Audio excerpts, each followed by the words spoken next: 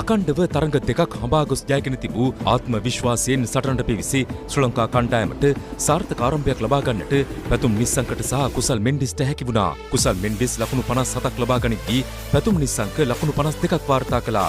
කෙසේ වෙතත් පැතුම්ගේ මෙම දැවී යාමෙන් අනතුරුව ශ්‍රී ලංකා කණ්ඩායමට නොතිබුණු පීඩනයක් ගෙන දුන්නේ චරිත් අසලංක එල්ල කළ මේ දුර්වල පහරයි.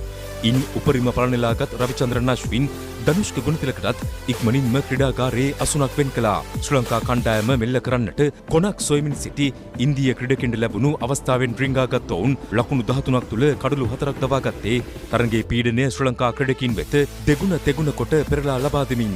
ඒ වන විට සියලු පීඩනයන් නායක දසුණු ශානක සහ බහනුක රාජපක්ෂගේ උර මතට වැටෙද්දී ජයග්‍රාහී ඉලක්කය පන්දු 35කින් ලකුණු 64ක් බවට පත්ව තිබුණා.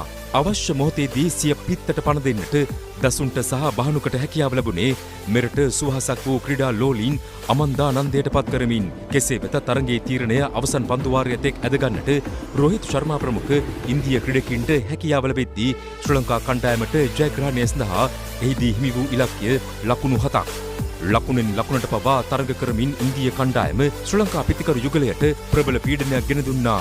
ඒ ජයග්‍රහණය පිළිබඳ දැස් දල්වා බලා සිටි මෙරට ක්‍රීඩා ලෝලීන්ගේ හදවත් ස්පන්දනය මදකට නතර කරමින් පන්දු දෙකකදී ලකුණු දෙකක් අවශ්‍යව තිබූ මොහොතේදී ඉන්දීය ක්‍රීඩකින්ගෙන් සිදු වූ අත්වැරදීමෙන් එය ලකුණු දෙකක් බවට පරිවර්තනය කරගන්නට දසුන්ට සහ බහනුකට හැකියාව ලැබුණේ ශ්‍රී ලංකා කණ්ඩායමට ඓතිහාසික ජයක් තහවුරු කරමින්.